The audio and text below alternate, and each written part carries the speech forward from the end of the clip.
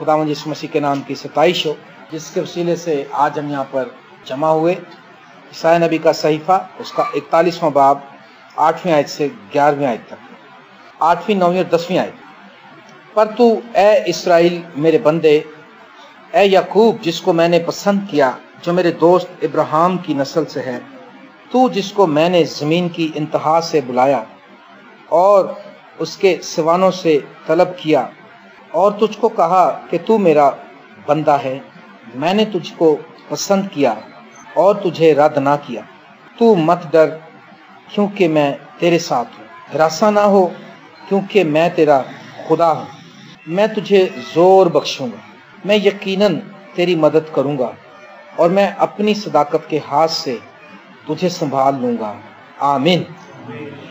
तू मत डर, खौफ ना कर। आज हम थोड़ी देर इस पर गौर करेंगे, इस बात पर, खौफ ना कर। हमारी जिंदगियों में डर और खौफ बहुत है। कल मैं अपनी बाइबल के लिए बैग लेने के लिए गया अनारकली में, तो मैंने कहा सर मैं एक दिन पहले आया था, 10 बजे मैं आया था लेकिन आपकी दुकान बंद थी। उसने कहा जी संडे के रोज हम जल्दी दुकान बंद कर देते हैं क्योंकि 7 की दुकानें बंद हो जाती हैं, फिर हमें डर लगता है। और उसने कहा कि यहाँ पर एक हमारी लाइन में एक आदमी और भी है जो बुजुर्ग है, वो सुबह 8 बजे तकरीबन दुकान खोल लेता था, जबकि अनारकली की दुकानें 11 से 12 बजे खुलती। तो उसने कहा कि वो बच्चों को स्कूल छोड़ के आता था, वो सोचता घर बैठे क्या करूँगा, चलो दुकान खोलते हैं। वो आके दुकान खोल लेता था और उसने कहा कि सुबह ही सुबह जब वो आया, बाकी तो सारी मार्केट बंद थी, और उसने कहा 2 नौजवान बच्चे आए, उनके पास पिस्तौलें थी, उन्होंने उसको मारा भी और उससे पैसा भी छीन लिया।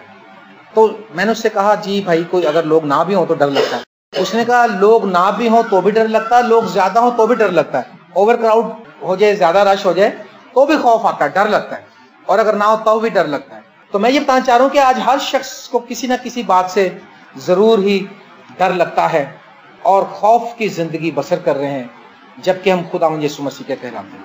और खुदावंद यीशु मसीह ने कहा खौफ ना कर, खौफ ना कर। हालेलुया। जो मसीही जिंदगी है वो खौफ का नाम नहीं है। मसीही जिंदगी जो है वो दलेरी का नाम है, वो दलेराना जिंदगी का नाम है। खौफ हमारी लाइफ में बहुत से नुकसान लाता है। यहाँ पर लिखा है ए इस्राएल मेरे बंदे, ए याकूब जिसको मैंने पसंद किया, जो मेरे दोस्त इब्राहिम की नस्ल से है। जो इस्राएल है इब्राहिम की नस्ल से है, और इब्राहिम कौन है? खुदा का दोस्त है। ये कितनी खूबसूरत बात है कि इब्राहिम जो है वो खुदा का दोस्त है। वो इतना ईमान में खुदा के साथ इतना उसने ईमान रखा और खुदा पर ईमान लाया, खुदा के वादों पर यकीन किया। जितना ज्यादा कोई बिलीव करता है उतना ही ज्यादा खुदा के वो करीब हो सकता है, बिलीविंग के साथ, ईमान के साथ, फेथ के साथ। आमीन। और खुदा ने कहा यहाँ पर कि ए याकूब जिसको मैंने पसंद किया है। आप खुदा की पसंदीदा कौम है। क्या आपको पता है इस बात का? पता है कि नहीं पता? आप फेवरेट लोग हैं। आपको पता है जब हमारे कोई लोग, कुछ लोग फेवरेट होते हैं हमारी फैमिलीज में, हमारे अजीजों में, ये आप जानते हैं कुछ लोग फेवरेट होते हैं, कुछ लोग ठीक थोड़े बहुत होते हैं, कुछ बिल्कुल नापसंद होते हैं। ऐसे ही ना, जो नापसंद आदमी घर आ जाए तो उसके साथ टाइम गुजारना मुश्किल होता है, और फेवरेट बंदा घर आ जाए तो कहते हैं सर बैठे भी क्या बात है, अभी तो रात के 12 बजे, कोई बात नहीं, तो आजकल तो 1 बजे तक ट्रैफिक, 2 बजे तक मिलती है सारी रात, जो पसंदीदा है। अब आप जो है खुदा के फेवरेट हैं। खुदा के फेवरेट आप कैसे बने? यीशु मसीह पर ईमान लाने से। एक बात याद रखें, खुदा को पसंद क्यों आ गए आप? क्योंकि आपने यीशु मसीह पर ईमान रख लिया है। आमीन। जो यीशु मसीह पर ईमान नहीं रखता वो खुदा का पसंदीदा नहीं हो सकता, क्योंकि खुदा ने कहा ये मेरा प्यारा बेटा है, तुम इसकी क्या करो? सुनो। क्या करो जी? तुम इसकी सुनो। इसका मतलब तुम इसकी बात की ताबेदारी करो, इसके हुक्मों की पैरवी करो, जो कुछ ये तुमसे कहता है वो करो। ये खुदा का फरमान है, और जो करेगा वो खुदा का फेवरेट है, पसंदीदा है। आमीन। और इसने कहा तू मेरे दोस्त इब्राहिम की नस्ल से है। इब्राहिम खुदा का दोस्त है और इब्राहिम हमारा बाप है। हमारा बाप खुदा का दोस्त है तो हम भी इसके दोस्त हैं। आमीन।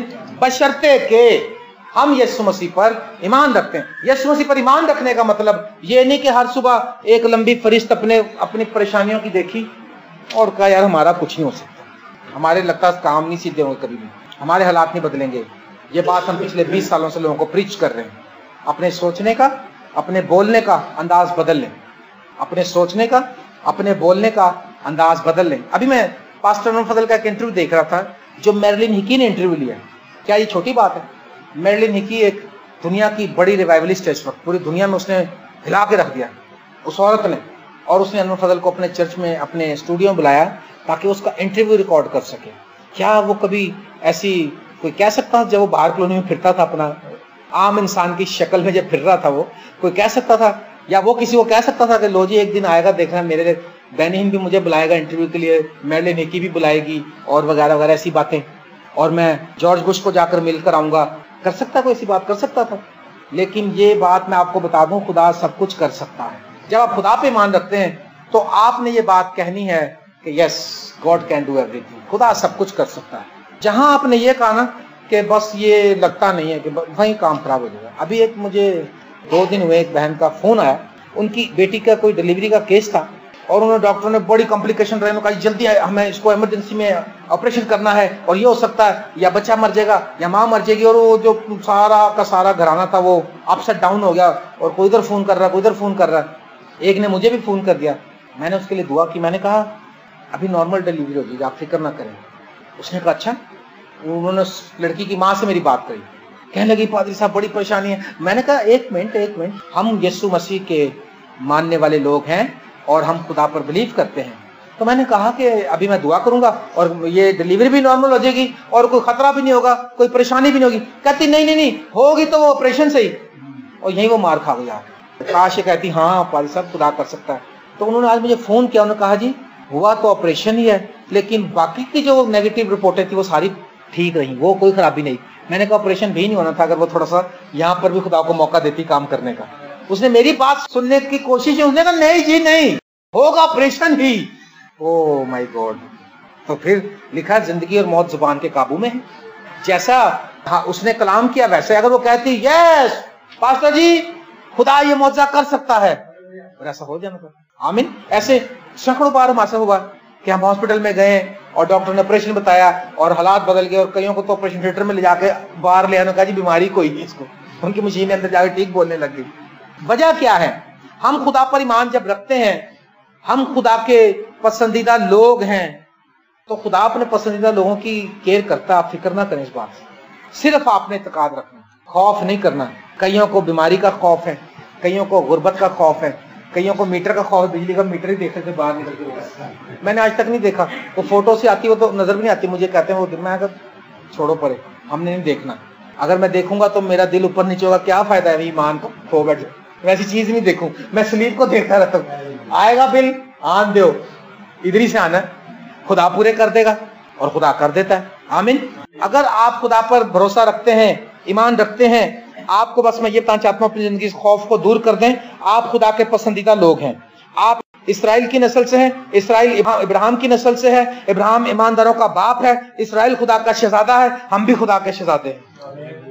हम ईमान से इसराइली बन गए। हम इसराइल में पैदा तो नहीं हुए लेकिन हम ईमान से इसराइली बन गए। क्या खूबसूरत बात है। मैंने दुआ की खुदा जरा इसराइल का चक्कर लगवा देना एक मुझे। खुदा ने कहा ठीक है लगवा दूंगा। Praise the Lord. और मैं चला जाऊंगा, किसी दिन देख कर आऊंगा और फिर मैं कब्र वगैरह देखूंगा, खाली कब्र जो सी है। बड़ा अच्छा खादम की मुझे बात याद आई। उसने कहा रुमाल तय करके क्यों रख गया था यीशु कब्र के अंदर, बड़े तरतीब से तय तो करके। उसने कहा वहां के ट्रेडिशन के मुताबिक जब लोग खाने पे जाते थे तो अगर उनको खाना पसंद आ जाता था तो वो रुमाल को जो साथ ले जाते थे तो लोग खुश होते थे, लो जी हमारे गेस्ट को खाना पसंद आ गया। लेकिन जब पसंद नहीं आता था वो ये कहता था कि मैं तुम्हारे साथ इतना सेटिस्फाइड, वो रुमाल को वहां पर तय करके बड़े अदब से रख जाता था। तो उसने कहा कि जो यीशु रुमाल रख गया, इसका मतलब ये था, उसने कहा कि तुमने मेरे साथ अच्छी डीलिंग नहीं की है, तुमने मुझे क्रूसीफाई भी कर दिया, मुझे मौत के घाट में उतार दिया, लेकिन अब मैं जिंदा हो गया, रुमाल रख के जा रहा हूं, दोबारा यहाँ नहीं आऊंगा कभी, इस कब्र में दोबारा वापस नहीं आऊंगा मैं। उसने कहा कि ये बात खुदावंद ने बताई कि अब मैं यहाँ कब्र में नहीं आऊंगा कभी भी। लोग अभी भी इंतजार कर रहे हैं कि वो फिर आएगा और फिर कब्र खुम में जो है रख दिया जाएगा। कब्रें भी तैयार की हैं। मैं उनसे कहता हूं कि उनका ये जो ख्याल है बिल्कुल गलत है और अब वो कब्र में नहीं जाने का। हालेलुया। लिखा है जिसको मैंने जमीन की इंतहा से बुलाया और उसके सवानों से तलब किया। दूसरी बात यह कि खुदा ने आपको बुलाया, खुदा ने चुना है आपको। खुदा ने यीशु मसीह ने कहा इब्ने आदम खोए हुओं को ढूंढने और नजात देने के लिए आया है। और लिखा है तलब किया और तुझको कहा कि तू मेरा बंदा है, मैंने तुझको पसंद किया और रद्द ना किया। आमीन। क्या आप रद्द किए हुए लोग हैं? पसंद। असल में हम रद्द कर देते हैं, खुदा ने हमें रद्द नहीं किया। हमारी सिलेक्शन है। हमारी क्या सिलेक्शन है? हमें ये देखना है क्या हमने खुदा को अपनी जिंदगी का बादशाह बनाया हुआ है, हमने खुदा को अव्वल दर्जा दिया हुआ है, कि बस हम खुदा को जो टाइम बच जाए तो दे देते हैं, ना बचे तो खैर कोई बात नहीं। मेरे अजीजों, हम रद्द किए हुए लोग नहीं, हमें खुदा ने रद्द नहीं किया। Praise the Lord. आप खुदा के नजदीक बड़े अहम और खास लोग हैं, तभी तो उसने आपकी सूरत अपनी तेलियों पर खोद रखी है। ईसाया 49वें बाब की 15वीं आयत में लिखा है, क्या ये मुमकिन है कि माँ अपने शीरखर बच्चे को भूल जाए? हाँ, वो शायद भूल जाए, लेकिन मैं तुमको ना भूलूंगा, क्योंकि मैंने तुम्हारी सूरत अपनी तेलियों पर खोद रखी। आपका खास होना इस बात की निशानदेही करता है, खुदावंद की हाथ में, खुदा के हाथ में आपकी तस्वीर इस बात की निशानदेही करती है कि आप खुदा के सिलेक्टेड लोग हैं, पसंद किए हुए लोग हैं, आपको रद्द नहीं किया गया। और लिखा, तू मत डर क्योंकि मैं तेरे साथ हूं। क्योंकि खुदा हमारे साथ है, मैं नहीं कल्ला, मेरे नाल है खुदा। आमीन। आप जहां भी जाएं, कहीं भी जाएं, आप अगर ये फील करते जाएंगे ना खुदा हमारे साथ है, आपको कोई प्रॉब्लम पेश नहीं आएगी। खुदा आपकी मदद करेगा, हर जगह पर आपकी मदद करेगा। लेकिन अगर आप ये सोचते हुए जाएंगे, अक्सर लोग हमें कहते हैं, सर जी साडे लिए दुआ करो, तुहानू पता मैं कल्ला ही कमाण वाला हूं, 7 मेरे बच्चे ने, 2 मेरे मापियों ने, मेरे रिश्तेदार भी ने, कल्ला ही कमाण वाला हूं। कल्ला ही कल्ला करता तो कल्ला ही कल्ला रहता है। अगर वो ये कहे कि भाई दुआ करे मेरे लिए, वैसे खुदा का शुक्र है मैं अकेला नहीं हूं, एक मैं हूं और एक कौन है? यीशु मसीह, जिसने कहा था मैं दुनिया के आखिर तक तुम्हारे साथ हूं। तो जब वो अकेला कमाए, चाहे वो थोड़ा कमाए, चाहे वो जितना भी कमा रहा है, जब यीशु साथ है तो असल में यीशु मसीह की जिम्मेदारी है। जो सीनियर होता है ना हमारे मुआशरे में, एशिया के मुआशरे में, एशियन कल्चर के मुताबिक सीनियर लोग जो हैं वो छोटों पे पैसा खर्चते हैं। ऐसे है ना, मेरे जो बहन का देवर है साउल भाई, अमेरिका में, तो वो कराची में थे पहले, 7 डे में काम करते थे होली फैमिली में, हॉस्पिटल में। तो वो लाहौर आए तो मैंने उनको बड़ा घुमाया फिराया, सस्ता जमान था, बसों में फिरे इधर उधर। शाम तक मैंने कोई बसों का जो किराया था 15 से 16 रुपये खर्चा, क्योंकि 4 आने 8 आने किराया होता है, तो मैंने खर्चा। आखिर में जब उसको मैं ट्रेन पे बिठाने के लिए गया तो उसने उस जमाने में मुझे 40 रुपए दिए। उसने कहा तुम मेरे छोटे भाई हो, मैं तुम्हारा बड़ा भाई हूँ, और मैं जब से देख रहा हूँ कि तुम खर्च रहे हो तो हमें अच्छा नहीं लगता है। और उसने मुझे 40 रुपए दिए इसलिए क्योंकि वो बड़ा भाई था। और अब जब वो अमेरिका से आया तो मैंने उसको ये बताया तो वो बड़ा खुश हुआ और उसने कहा हाँ मुझे याद है कि किस तरह से, और उसके बाद खुदा ने उसको वहाँ उस मुल्क में बड़ी बरकत बख्शी। तो जब यीशु मसीह हमारे साथ है तो कौन खर्चा करेगा? सारा यीशु मसीह करेगा। आमीन। क्यों? ये आपके खर्चे करता है, यीशु को नहीं करता पूरे। तो फिर परेशानी का या आलम जो है ना, अपनी बेबसी का आलम जिंदगी से निकाल दो। बेबसी के आलम में फंसे हुए हम जनाब। क्या है, दूसरों को भी इतनी नेगेटिव रिपोर्ट सुनाते हैं, इतनी बातें सुना देते हैं। मेरा भी अजीज आया था बाहर से, उसने मुझे इतनी नेगेटिव रिपोर्ट्स दी, इतनी बातें करी कि मैं भी अपना ईमान खोने लगा था। मैंने कहा ठहर जाओ, मैंने कहा इससे पहले कि मैं बिल्कुल फारूक हो जाऊं, मैं कहा प्लीज भाई मुझे भी कुछ बोलने का मौका दे। फिर मैंने ईमान अफजा बातें की, फिर मैंने यीशु मसीह के खून को पुकारा, फिर मैंने यीशु मसीह की कुदरत को पुकारा, फिर मैंने ये बताया किस तरह से एलिशा ने बताया था कि कल इतना खाना तुम्हारे पास होगा, किस तरह से बाले सलीसा से वो लोग आए और वो 10 रोटियां 100 लोगों के आगे उसने रख दी, किस तरह से यीशु मसीह ने 5 रोटियां रखी और हजारों लोग खा के सैर हो गए। फिर मैंने ईमान की बातें करना, फिर मैंने कहा किस तरह से कुबड़ी औरत जो थी वो शिफा पा गई, किस तरह से कोड़ी साफ हो गए। मैंने ईमान की बातें की। फिर मैंने उसकी बात के ऊपर, जो कलाम है हमेशा गालिब रहता है, कलाम नीचे नहीं रहता नेगेटिव बातों के, कलाम ऊपर आ जाता है। और फिर जब मेरा सारा जो लेक्चर था उसके ऊपर हैवी हो गया, फिर मैंने कहा हाँ भाई अब तू कहे तो मैं दुआ करूं तेरे लिए। मैं कहा लेकिन तू भी दुआ करनी शुरू कर। ये नेगेटिव बातें, खौफ, डर, लिखा खौफ ना कर, तू मत डर क्योंकि मैं तेरे साथ हूं, हिरासा ना हो क्योंकि मैं तेरा खुदा हूं, मैं तुझे जोर बख्शूंगा। हिरासा, हवास बाखता ना हो, अपसेट डाउन ना हो, क्या होगा, कहां से आएगा, कैसे होगा, कब करेगा, खुदा कैसे, पता नहीं क्या करेगा। हमारे साथ तो ऐसे होता रहा, जब से हम पैदा हुए हमने मुश्किलें देखी, बहुत दुख देखे। एक भाई को मैंने देखा, वो कहता है जिंदगी च इन्नियां टेंशनां वेखियां ने, उते टेंशन नहीं लगती। तो मैं कहा तू तो फिर हो गया ना टेंशन फ्री, मतलब इतनी टेंशन मिल गई तू टेंशन ही नहीं लगती। मेरे अजीज दोस्तों, खुदा ये टेंशनों में जो गुजारता है ये भी तो हमारी गवाही बन जाती है। कल हमारे एक दोस्त हैं, उन्होंने फोन किया मुझे, उसने कहा कि मुझे अमेरिका का इमिग्रेंट वीजा मिल गया, उसकी मिसिस वहां पर है अमेरिका में, तो उसने उसके लिए अप्लाई किया, और लेकिन बड़ी मुश्किल हुई उसको, बड़े पेपर वर्क में खराबी थी, 3-4 साल लगे। तो उसने जब ये सारी बात, जब फ़ोन किया उसने, तो मैंने उसको कहा कि खुदावंद आपको बरकत दे। और मैंने कहा अब अगर आप चाहो तो आप खुदा की जिंदा गवाही बन सकते हैं, आप बता सकते हैं देखो मेरे लिए खुदा ने कैसे बड़े काम किए। और उसने कहा यस ब्रदर, मैं ऐसे ही करूँगा। मेरे अजीजों, दुखों से खुदा इसलिए निकालता है, परेशानियों से इसलिए निकालता है, ये तो एक्सपीरियंसेस होते हैं। अभी मैंने आपको बताया कि हमारे पास कुछ नहीं था, खुदा का शुक्र हो कि उस दिन हमारे पास कुछ नहीं था। आज 25 साल बाद भी मैं आपको गवाही सुना रहा हूँ इस बात की, आमीन, कि जब कुछ नहीं था खुदा ने किस तरह से मुहैया किया। खुदा का शुक्र हो उन बातों के लिए, उन कामों, उन औकात के लिए जिनमें हमें कमजोरियों से गुजरना पड़ता है।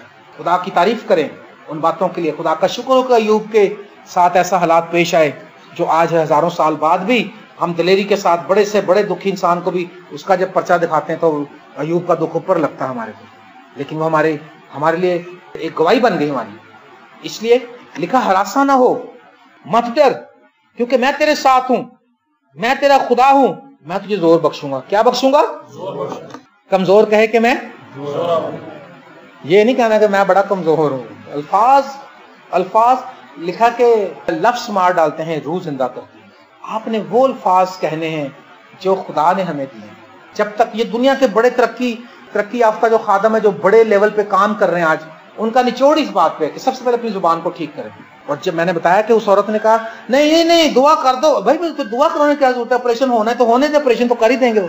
अगर तू मुझसे दुआ करवा रही तो मेरे पास जो है मैं तुझे देना चाहता हूँ। वो लेना नहीं चाह रही थी, वो उसने इस बात का ईमान ही नहीं रखा। मेरे प्यारे अजीज दोस्तों, मैं आपको बताना चाहता हूँ, अपनी जिंदगी में कभी अपने आप को कमजोर ना समझे। हम कमजोर नहीं है। कमजोर कहे कि मैं जोरावर हूं। आपने कहते रहना मैं जोरावर हूं, मैं कामयाब हूं, मैं खूबसूरत हूं, मैं एक्टिव हूं, मैं स्मार्ट हूं। कमजोरियां तो देखने की जरूरत नहीं। क्या खुदा ने हमें जो बना दिया कि अच्छा बनाया? नहीं बनाया। एक मैंने फेसबुक पे तस्वीर देखी है, वो अफ्रीका के जंगलों में अफ्रीकन ब्लैक बच्चा है, वो इतना बड़ा गोल मटोल मोटा ताजा है वो, और मट्टी में ऐसे सिर से पैर तक मट्टी फेंकी उसने जनाब, ऐसे करके। हाँ सर, इसकी ब्यूटीफुल उसकी तस्वीर है जनाब। और मैं खुश हुआ, मैं कहा खुदावन तेरी क्रिएशन क्या ही खूबसूरत है, तेरे काम जो है, तूने कितना खूबसूरत बनाया इस बच्चे को। मैं कह रहा हूँ कि मैं खुदा की तारीफ करने में मजबूर हो गया उस बच्चे की खूबसूरती देख के, उसका भोलापन, उसकी भोला सूरत, उसकी गोल मटोल सा वो बच्चा, और मट्टी में जंगलों में अफ्रीका के वो गरीबों का बच्चा, पता नहीं कहाँ जंगलों में रहता है वो, लेकिन खुदा ने बनाया। क्या खुदा ने कमजोर कम बनाया किस तरह से? क्या खुदा से गलती हो गई कोई? नहीं। क्या कुम्हार को अख्तियार नहीं कि एक ही मट्टी को ले और उससे दो किस्म के बर्तन बना दे, एक अच्छा वाला और एक कमजोर वाला, और कमजोर वाला बर्तन जो है वो जो थोड़ा सा कम अट्रैक्टिव, वो कहे कि जी ये मुझे तूने ऐसा क्यों बनाया? क्या मट्टी कुम्हार से कह सकती है कि तूने मुझे ऐसा क्यों बनाया? ये कुम्हार की मर्जी, कैसा बनाता है वो। क्यों लिखा? उसने हर एक चीज एक खास मकसद के लिए बनाई है।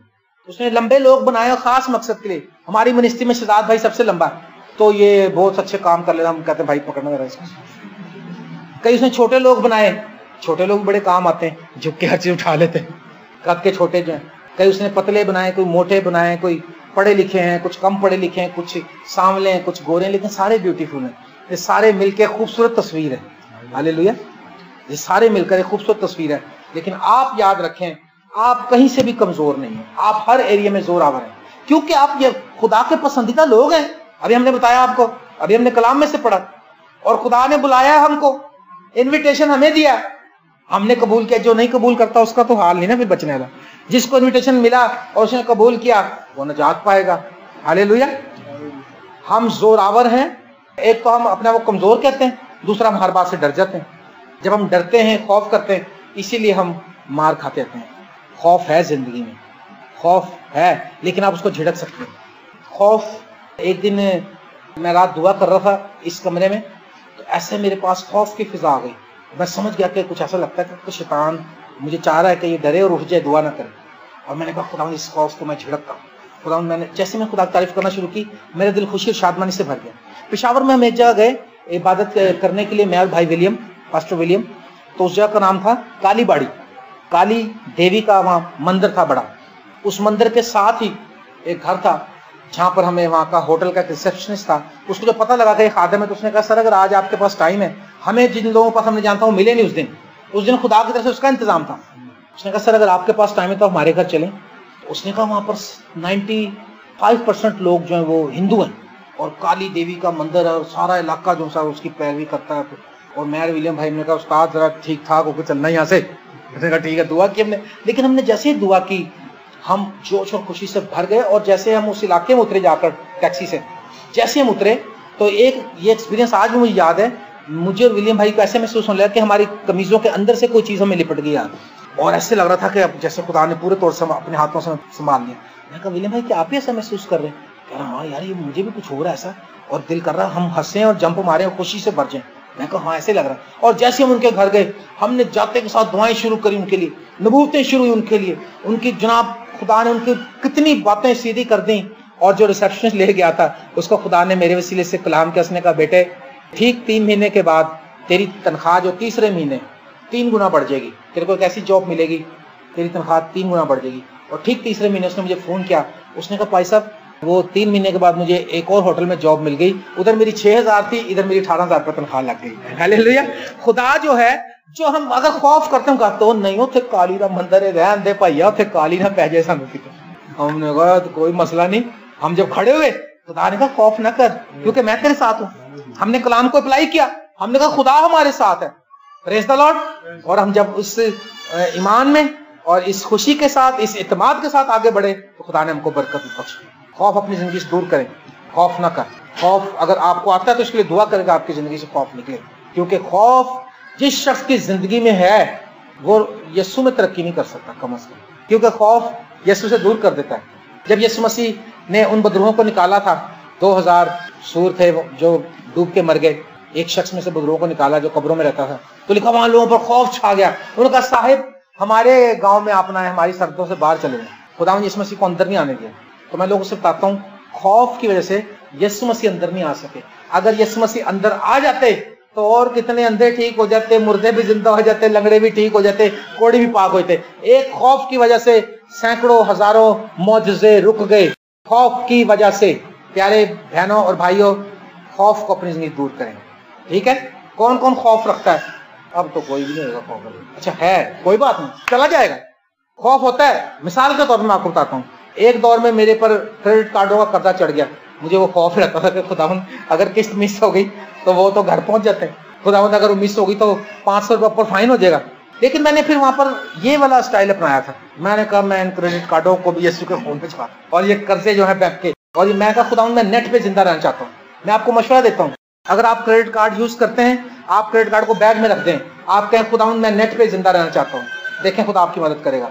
आपको खुदा कर्जे से बचाना चाहता है। और फिर मैंने क्लेम किया, फिर मैंने झिड़कना शुरू किया और आज खुदा का शुक्र है मैं क्रेडिट कार्ड यूज नहीं करता हूँ। है रखा हुआ है, वो ओवरसीज ट्रैवलिंग के लिए काम आए, ठीक है, बाहर जाए तो ठीक है। लेकिन खुदा का शुक्र करता हूँ कि मैंने इस खौफ को भी अपनी जिंदगी निकाला। आप किसी चीज रिश्तेदारों से डरते हैं, फंक्शन में जाते हैं, जरा पुराने कपड़े तो खौफ आ जाता है ना हमारे, कहते नहीं है सूरते पीछे भी पाया सारे वेख के की कहेंगे फिर पा लिया। खौफ है ये। अगर आप पहन जाए, मैंने बताया था मैंने तो 3 महीने की शर्ट पहन के वहां पे नायत कॉलोनी में कलाम सुनाता रहा। एक बहन मेरी बनी थी, उसने सोचा बेचारा गरीब आदमी, पादरी बेचारा वेला पता नहीं फिरता, कोई पैसा पोत लगाया ही नहीं। उसने अपने हस्बैंड से उसने कहा बात सुनो इनको कोई शर्ट शूट ले दो। उन्हें किसको? उसने कहा इसको। ओ उसने कहा उसको तो 52 जोड़े हैं, वो तो वैसे नहीं पहनता, साधु आदमी है वो। मैं कभी इस चीज को सोचता ही नहीं था। मैं यूनिफॉर्म पहन के कलाम सुनाने चला जाता, खाकी वर्दी होती थी लेबर।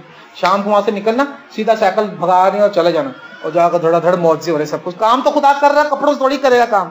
हमें अपनी जिंदगी से खौफ को निकालना है।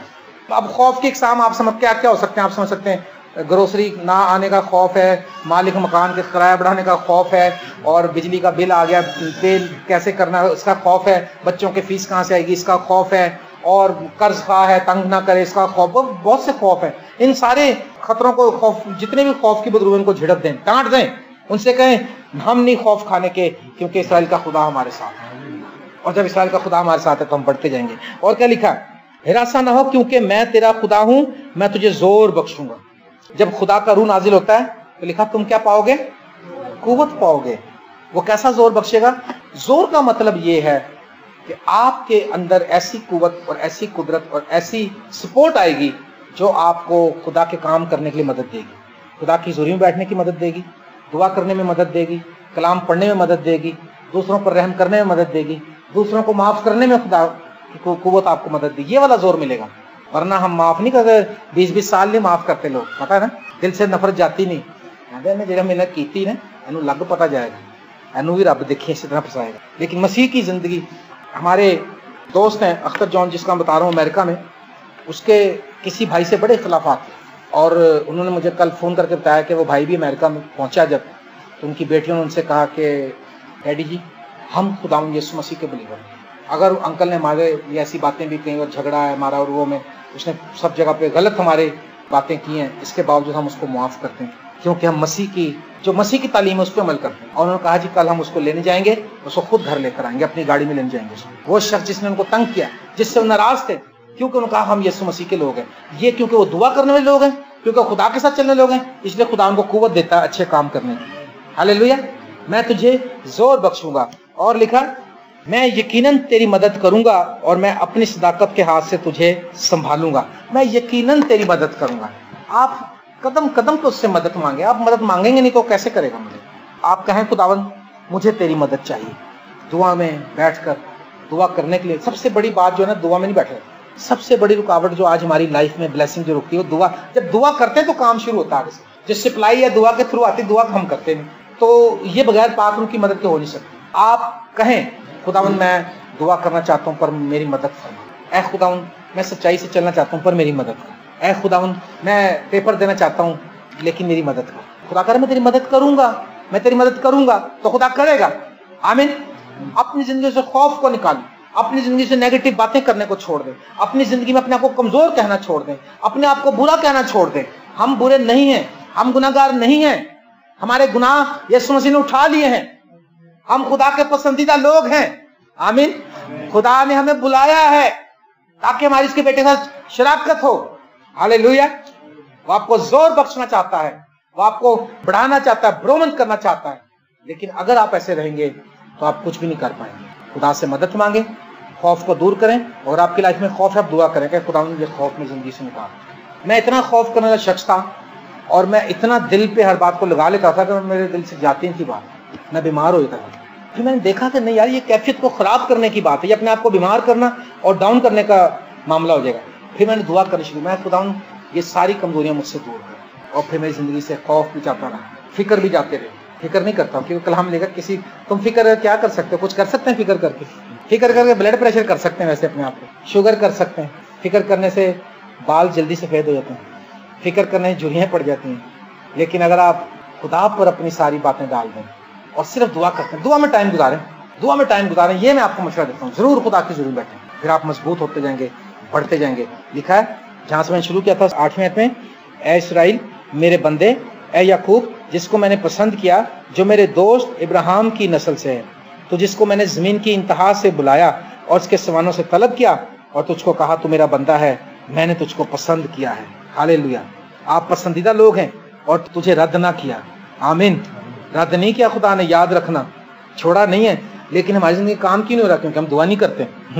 खुदा का हाथ तो वही है, उसके हाथ के नीचे लिखा, उसके हाथ के नीचे, कभी हाथ के नीचे फरोत नहीं से रहो, हाथ वही है, हम हाथ से निकल जाते हैं। हाथ के नीचे आओ। और तू मत डर क्योंकि मैं तेरे साथ हूँ, निराशा ना हो क्योंकि मैं तेरा खुदा हूँ, मैं तुझे जोर बख्शूंगा। आमीन।